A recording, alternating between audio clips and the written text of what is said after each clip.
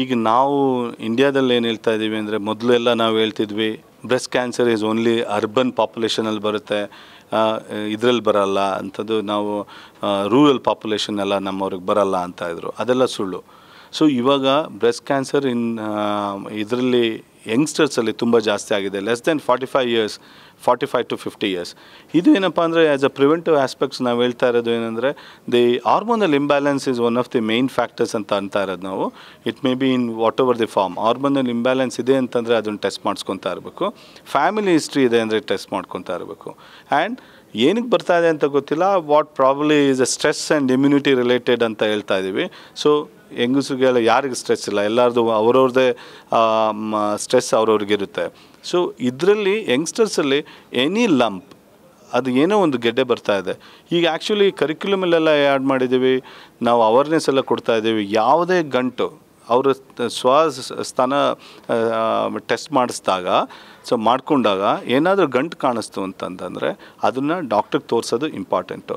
ಅದನ್ನು ಒಂದು test biopsy ಮಾಡಿಸಿ ಅದನ್ನು ಕ್ಯಾನ್ಸರ್ ಇಲ್ಲ ಅಂತ ಹೇಳೋದು ಇಂಪಾರ್ಟೆಂಟು ಹೊರತು, ಇಲ್ಲ ಏನಿಲ್ಲ ಮುಚ್ಚುಮರೆ ಮಾಡಿಕೊಂಡ್ರೆ ಜೀವಕ್ಕೆ ಅಪಾಯ. ಏನಕ್ಕೆ ಅಂದರೆ ಅದು ಸ್ಮಾಲ್ ಆಗಿರುತ್ತೆ, ಬೇರೆ ಕಡೆ ಹರಡೋ ಅಂಥದ್ದು ಜಾಸ್ತಿ ಕಂಡೀಷನ್ಸ್ ಇರುತ್ತೆ. ಬ್ರೆಸ್ಟ್ ಕ್ಯಾನ್ಸರ್ ಇವಾಗ ಕರೆಕ್ಟಾಗಿ ಟ್ರೀಟ್ಮೆಂಟ್ ಮಾಡಿದ್ರೆ ಕ್ಯೂರೇಟಿವ್ ಕ್ಯಾನ್ಸರ್ ಅಂತ ಅಂದ್ಕೊತೀವಿ. ಅರ್ಲಿ ಮಾಡಿದ್ರೆ ನಾವು ತುಂಬ ಪೇಷಂಟ್ಸ್ ಏನು ಅಂತಂದರೆ ಎಲ್ಲ ಸರಿಯಾಗಿದ್ದಾರೆ. 5 to 10% ಅಷ್ಟೇ ಸರಿಯಾಗಿದಾರ ಅಂಥದ್ದು. ಈವನ್ ಸ್ಟೇಜ್ 3, ಸ್ಟೇಜ್ 4ಅಲ್ಲೂ ಎಫೆಕ್ಟಿವ್ ಮೆಡಿಸಿನ್ಸ್ ಇದೆ, ಎಫೆಕ್ಟಿವ್ ಟ್ರೀಟ್ಮೆಂಟ್ ಇದೆ. ಕರೆಕ್ಟ್ ಜಾಗಕ್ಕೆ ಹೋಗಿ ಎಲ್ಲ ಒಂದೇ ಪರಿಸ್ಥಿತಿ, ಒಂದೇ ಅಂಡರ್ ಒನ್ ರೂಫ್ ಇರೋ ಅಂಥದ್ದು ಟೆಸ್ಟ್ ಎಲ್ಲ ಮಾಡಿಸಿ ನೋಡೋದು ಇಂಪಾರ್ಟೆಂಟು. ನೆಗ್ಲೆಕ್ಟ್ ಮಾಡಬಾರ್ದು. ಸರ್, ಇವಾಗ ಚಿಕ್ಕ ಮಕ್ಕಳಲ್ಲೂ ಕೂಡ ಕ್ಯಾನ್ಸರ್, ಹೌದು. ಕಾರಣಗಳೇನು? ಸೊ ಪೀಡಿಯಾಟ್ರಿಕ್ ಕ್ಯಾನ್ಸರ್ಸ್ ಅಂತ ಹೇಳ್ತೀವಿ, ಅದು ಸಪ್ರೇಟು. ಅದಕ್ಕೆ ಅದು ಯೂಶಲಿ ಲ್ಯುಕೀಮಿಯಾ ಅಂತ ಹೇಳ್ತೀವಿ. Leukaemia and lymphomas are most common. So exact causes ಅದನ್ನು ಜೆನೆಟಿಕ್ ವೇರಿಯೇಷನ್ಸ್ ಅಂತ ನೋಡ್ತಾ ಇದ್ದೀವಿ. ಸೊ ಅದು ಎಕ್ಸಾಕ್ಟ್ ಕಾಸಸ್ ಎಲ್ಲ ಗೊತ್ತಿಲ್ಲ. Most of the times it is genetic ಅಂತ ನಾವು ಹೇಳ್ತಾ ಇರೋದು. ಸೊ ಅದನ್ನು ಟೆಸ್ಟ್ ಮಾಡಿಸಿ very effective treatments are available. ಅದನ್ನು ಟ್ರೀಟ್ಮೆಂಟನ್ನು ತಗೊಳ್ಳೋದು important.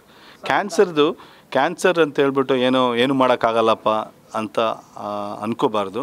Government of India as a lot of schemes, ಎಲ್ಲ ಸೋಷಿಯಲ್ ಸ್ಟ್ಯಾಟಾಗನ್ನು ನಾವು ಕವರ್ ಮಾಡ್ತಾ ಇದ್ದೀವಿ. ಕರೆಕ್ಟ್ ಜಾಗಕ್ಕೆ ಹೋಗಿ ಇದು ಮಾಡಿದ್ರೆ ಡೆಫಿನೆಟಾಗಿ treatment is going to be affordable and important.